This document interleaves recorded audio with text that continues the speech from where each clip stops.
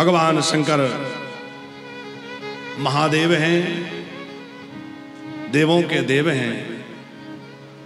मिट्टी का शिवलिंग बनाए और शिवलिंग बहुत ज्यादा बड़ा ना बनाए। घर में जिस शिवलिंग का पूजन हो रहा है वो भी बहुत ज्यादा बड़ा नहीं होना चाहिए। शिव जी की दो प्रकार से प्रतिष्ठा है, चल प्रतिष्ठा और अचल प्रतिष्ठा। तो जो छोटे शिवलिंग हैं उनकी अचल प्रतिष्ठा होनी चाहिए, जो छोटे शिवलिंग हैं उनकी चल प्रतिष्ठा होनी चाहिए, और जो बड़े शिवलिंग हैं उनकी अचल प्रतिष्ठा होनी चाहिए। अचल का मतलब है उनको हटाया हिलाया नहीं जा सकता। और जो छोटे शिवलिंग हैं हम उनको उठा के थाली में विराजमान कर लेंगे और अभिषेक करेंगे, कभी उनको उठा के यहाँ विराजमान कर दें तो वो चल उनको एक दूसरी जगह पे ले जाया जा सकता है। घर में जिन शिवलिंग का पूजन हो वो एक बित्ते से अधिक नहीं होना चाहिए। कितने बड़े होना चाहिए? ऐसे नाप लीजिए, एक बिलांग।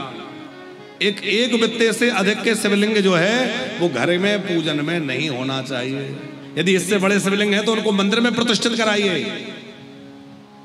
इतने बड़े शिवलिंग हो, बहुत उत्तम पक्ष है कि जो अंगूठा है अंगूठे के जैसे शिवलिंग हो, तो हमारे अंगूठे जैसे शिवलिंग हैं तो वो बहुत उत्तम बात है। देखो मिट्टी के शिवलिंग बना के कोई पूजा करता है उसकी तो बहुत विशेष विधि है, और उसकी संख्या भी महापुराण में ये बहुत विस्तृत प्रकरण है कि कोई इतने शिवलिंग बना के पूजा कर ले तो उसको ये मिलेगा, ये इतने शिवलिंग बना के कर ले तो ये बहुत लंबा विधान है। हम आपसे सीधी सीधी कुछ बातें कह दें। एक तो ये कि यदि प्रतिदिन शिवलिंग बनाने का नियम बना लो तो आपको जीवन में कोई वस्तु ऐसी नहीं रहेगी जो प्राप्त ना हो सके। ये हम आज व्यास गादी से विश्वास पूर्वक आपसे कह के जा रहे हैं। आप नित्य प्रति शिवलिंग बना के पूजा करने का नियम बना लीजिए, और आप 6 महीने बाद आप आ जाइए वृंदावन। काम न बने तो हम जिम्मेवार हैं।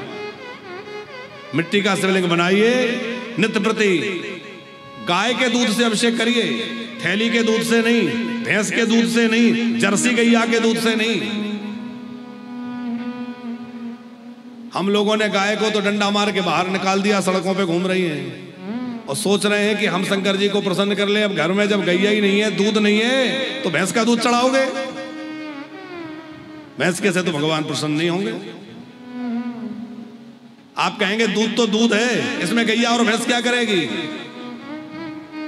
देखो गाय जो है वो देवताओं के लिए प्रकट हुई है, उसमें देवांश है, और भैंस जो है उसमें असुरांश है, तमोगुण है।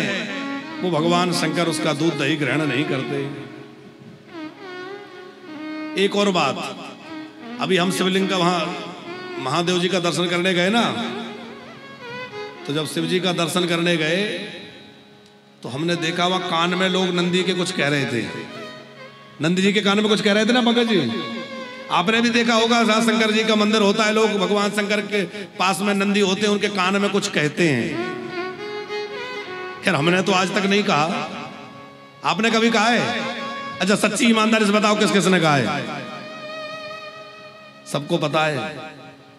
कोई काम ना बन रहा हो धीरे से नंदी जी के कान में जाके कह दो, नंदी जी करा देंगे। लेकिन एक बात बताओ कि मंदिर में विराजे नंदी जी में तो हमारी श्रद्धा है कि इनके कान में कुछ कह देंगे तो काम हो जाएगा, और वही नंदी असली के सड़क पे घूम रहे हैं उनमें हम डंडा मार रहे हैं। वो भी तो शंकर जी के नंदी हैं जो सड़क पे घूम रहे हैं। उन असली नंदियों को तो हम डंडा मार रहे हैं, थोड़ा सा खेत में घुस जाए तो कुल्हाड़ी मार दे रहे हैं। अब आप विचार करो कि फिर केवल मंदिर में बैठे शिवलिंग के कान में कुछ बोलने से कैसे प्रसन्न होंगे वो? ये बात बिल्कुल ठीक है कि नंदी के कान में कहना चाहिए, कहो, उसमें कोई आपत्ति नहीं है, पर हम ये कहना चाहते हैं कि भैया असली नंदी की भी तो पूजा करो।